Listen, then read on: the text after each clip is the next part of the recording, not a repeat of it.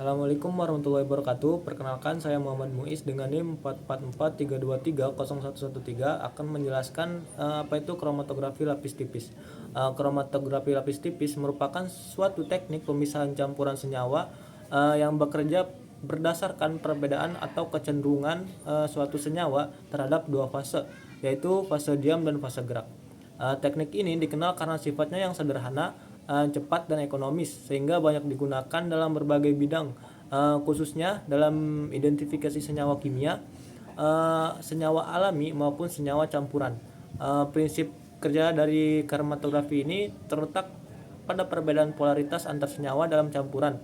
Fase diam yang digunakan biasanya berupa lapisan tipis adsorben seperti silika gel atau aluminium yang dilapiskan pada kaca, plastik atau aluminium. Sementara itu, fase gerak merupakan pelarut atau campuran pelarut yang akan membawa senyawa naik ke atas melalui gaya kapiler. Terus senyawa-senyawa dalam sampel akan terpisah sepanjang lempeng berdasarkan kekuatan interaksi mereka terhadap fase diam dan fase gerak. Semakin kuat afinitas suatu senyawa terhadap fase diam, maka semakin lambat ia bergerak, begitu pula sebaliknya. Untuk melakukan uji KLT ini diperlukan beberapa alat dan bahan seperti lempeng kromatografi, mikropipet atau kapiler untuk meneteskan sampel, bejana pengembang bisa digunakan chamber, pelarut sebagai fase gerak, serta alat visualisasi seperti lampu UV atau semprotan reaksi warna. Prosedur umumnya meliputi penotolan sampel di bagian bawah lempeng, lalu lempeng dimasukkan ke dalam chamber yang berisi pelarut. Setelah pelarut bergerak naik, lempeng diangkat dan dikeringkan, dan hasilnya bisa langsung diamati. KLT banyak diaplikasikan dalam analisis senyawa bioaktif seperti flavonoid dan alkaloid, pemantauan kemurnian senyawa, identifikasi zat pewarna, serta pemantauan reaksi kimia. Teknik ini sangat berguna dalam skala laboratorium, terutama pada penelitian awal atau screening senyawa dari ekstrak tanaman.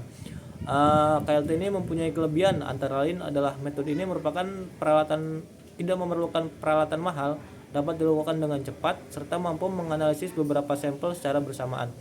Namun, metode ini juga memiliki kekurangan, yaitu pada sensitivitasnya yang terbatas dan hasil yang diperoleh bersifat kualitatif atau semi kuantitatif, sehingga tidak bisa akurat teknik kromatografi selanjutan seperti kromatografi gas atau kromatografi cair kinerja tinggi. Sebagai contoh, hasil pada lempeng KLT dapat terlihat bercak-bercak senyawa dengan posisi dan warna yang berbeda, tergantung sifat fisikokimianya. Hal ini menjadi dasar untuk menyimpulkan keberadaan atau kemiripan suatu senyawa dengan standar tertentu. Sebagai kesimpulan, kromatografi lapis tipis adalah metode penting dalam analisis kimia karena kemudahannya, efisiensinya, dan kegunaannya yang lebih luas. Meskipun tergolong teknik sederhana, KLT memiliki peran strategis dalam penelitian, pengembangan berbasis senyawa kimia, dan lain sebagainya. Mungkin itu saja dari saya. Kurang lebihnya mohon maaf. Wassalamualaikum warahmatullahi wabarakatuh.